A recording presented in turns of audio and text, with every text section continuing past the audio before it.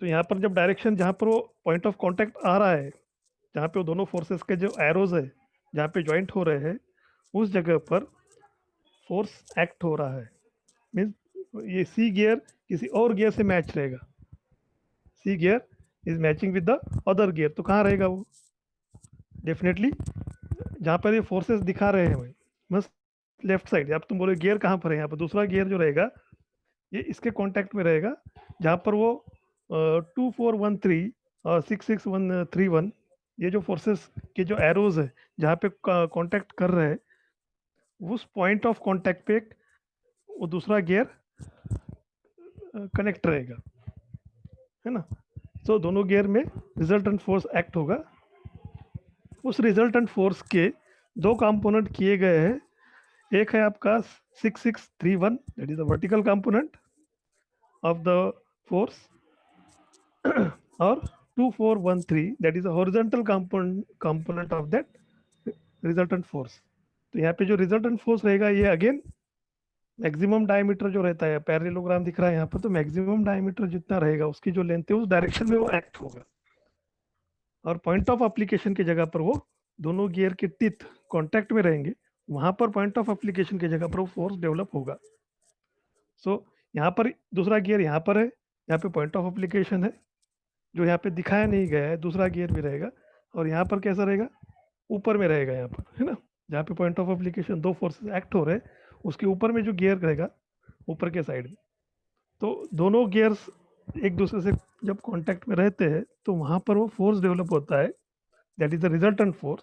और उस resultant force को दो कंपोनेंट में डिवाइड किया जाता है, एक वर्टिकल और एक हॉरिजॉन्टल एट द बी, और दूसरा भी एक vertical and horizontal at the C.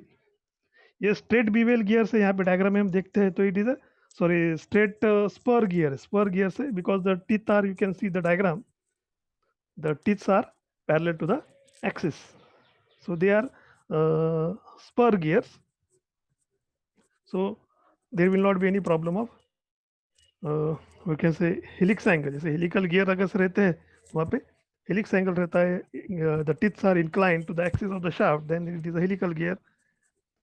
if the teeth are parallel to the axis of the shaft, then it is a spur gear। so A, B and C, they are all spur gears, so that may be clear from your kinematics of machine gear chapters. You know what is gears, how the gear terminology is there, what is tooth thickness, and where the forces are going to be act. Okay, we are seeing from it a design point of view, the design of the shaft. We want to design the shaft whenever such kind of situation is there. So let us see from the design point of view. So let us start with the simple sketch of this diagram and calculating the permissible stresses.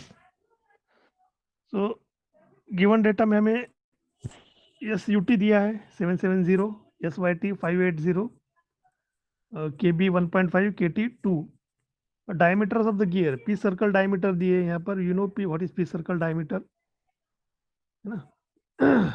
So P circle diameter is 900 at the B gear, और जहाँ पे gear सी लगाया है उसका P circle diameter 600 mm है। So this is the given data. So in step number 1 we calculate the permissible shear stresses, as we want to design the shaft by using ASME code. So we have to take 0.3 SYT and 0.18 SUT, दोनों में रखेंगे SYT और SUT के values रखेंगे। तो 0.3 multiplied by 580 is come out as 174, and 0.18 into SUT, that is 770, come out as 138.6 Newton per mm square. So out of these two values, minimum will be 138.6 Newton per mm square. So here the statement is written, lower of the two values should be considered 138.6, and there are keyways on the shaft. जब हम shaft बनाते हो तो उसमें कीवे डालते हैं, you know gear और shaft को हम कैसे ज्वाइंट करेंगे, शाफ्ट को गियर को शाफ्ट के अंदर जब हम फिक्स करेंगे तो वहाँ पे कीवे लगाना पड़ता है, की एंड द कीवे। तो कीवे बनाने की वजह से शाफ्ट की स्ट्रेंथ थोड़ी कम होती है, बिकॉज कीवे इज नेसेसरी। की is a rectangular, what is की, के वाई की is a rectangular piece of metal which is placed in between the gear and the shaft. Gear और शाफ्ट जहाँ पर उसका कांटेक्ट होता है इनर डायमीटर्स की जगह पर, यहाँ पर इस डायग्राम में हम यहाँ पे दिखाया नहीं है, अगर से इसको जूम करते हैं तो यहाँ पे डायमीटर दिख रहा है, यहाँ पे जो प्लस मार्क दिख रहा है आपको सेंट्रल एक्सिस का, यहाँ पर जो शाफ्ट शाफ्ट दिख रहा है, ये शाफ्ट को, ये जो गियर बी है, इन दोनों के बीच में जहाँ पे एक रेक्टेंगुलर स्मॉल रेक्टेंगल निकालना पड़ता है, वो small rectangle is nothing but the keyway. तो शाफ्ट के अंदर की वे जब बिठाओगे या की डालोगे तभी गियर बी का शाफ्ट के अंदर जो रिलेटिव मोशन है उसे हम लॉक कर सकते हैं। What is the use of key? To avoid the relative motion between the second part that is a B. B क्या है? गियर है, ये सेकेंड पार्ट है। शाफ्ट क्या है? एक पार्ट है। Shaft is different part, gear is different part, दोनों अलग अलग पार्ट्स है। So when you assemble that gear and on the shaft, तो शाफ्ट के ऊपर एक कीवे बनाना पड़ता है। Then you insert the gear, after inserting the gear we insert the key inside it, so that key डालने से वजह से जो गियर और शाफ्ट इसमें का जो रिलेटिव मोशन है वो जीरो हो जाता है। You know what is concept of relative motion from the kinematics of machine, that shaft rotate होगा तो gear rotate होना चाहिए। when the shaft rotate gear must be rotate। so अगर से कीवे नहीं रखते हैं हम तो गियर तो रोटेट हो जाएगा, शाफ्ट नहीं रोटेट होगा, है ना। अभी इस डायग्राम में दिख नहीं रहा है कीवे, अगर से गियर रोटेट हो रहा है पर शाफ्ट नहीं रोटेट होगा, बट ये डायग्राम में दिखाया नहीं है, बट देयर इज ए कीवे। तो जब की और कीवे डालते हैं तभी हम गियर से शाफ्ट की तरफ मोशन ट्रांसमिट कर सकते हैं। और गियर और शाफ्ट के अंदर रिलेटिव मोशन मतलब दोनों में, गियर और शाफ्ट में जो मोशन रहता है वो जीरो रहना चाहिए, है ना। सो वो जीरो करने के लिए हमें कीवे डालना पड़ता है। ओके, सो कीवे और की ये दोनों मार्क डालने के बाद में वो तो गियर और शाफ्ट एक ही मटेरियल हो जाता है, मतलब एक ही पार्ट हो जाता है। There is no two different part. जब हम की को कीवे के अंदर इंसर्ट करते हैं तो गियर और शाफ्ट ये एक ही मटेरियल हो जाता है। दैट्स वाई ये जो फोर्सेस हम यहाँ पे लगा रहे हैं, ये फोर्सेस हम शाफ्ट के ऊपर टॉर्क कैसे आएगा? टॉर्क तभी आएगा जब कीवे रहेगा, है ना। जैसे हम पुली को भी फिक्स करते हैं, पुली जैसे मैं इसके पहले की भी एग्जांपल में पुलीज फिक्स करते हैं शाफ्ट के ऊपर, जब पुली भी फिक्स करते हैं शाफ्ट के ऊपर तब भी कीवे बनाते हैं शाफ्ट में, और शाफ्ट के अंदर कीवे बनाने के बाद की इंसर्ट करते हैं तभी पुली पावर ट्रांसमिट कर पाएगी, है ना। तो वो कीवे बनाने की वजह से क्या होता है शाफ्ट के अंदर, तो शाफ्ट की जो स्ट्रेंथ है वो कम हो जाती है, strength of the shaft is reduced, and how much percentage the strength of the shaft is reduced, that will be considered as 25% reduction in the strength, 25%, or remaining is 75%. So that's why it is assumed that from the equations, यहाँ पे हम जब assume करते हैं कि you can see 0 point T maximum equal to 0.75 multiply by 138.6, तो 0.75 ही उसकी strength रह जाती है, 0.25 स्ट्रेंथ उसकी कम हो जाती है due to keyway present on the shaft. That's why it is multiplied with the 0.75 multiplied by 138.6 to get the shear stress maximum.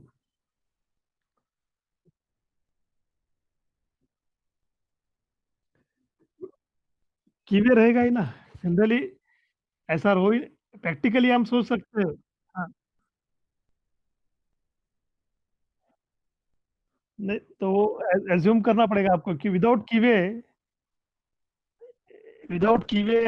We can not transmit the power.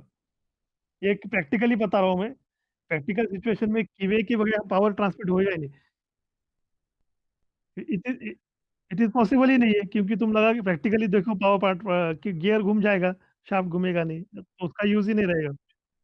तो 100 तो नेचुरली हमें 100% तो ले ही नहीं सकते। एक नेचुरली और प्रैक्टिकली बता रहा हूँ मैं आपको सिचुएशन।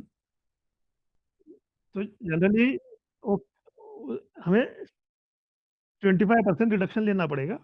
ओके, और यू कैन सी, ऐसा कुछ हम बोलते हैं तो you can assume the data, क्योंकि प्रॉब्लम में हमें मेंशन किया रहता है कि assume suitable data whenever necessary. That statement is written in your start of the examination. जब आप पेपर क्वेश्चन पेपर देखते हो तो वहाँ पे रहता है कि assume suitable data if necessary. So you can assume that conditions and according to you can solve.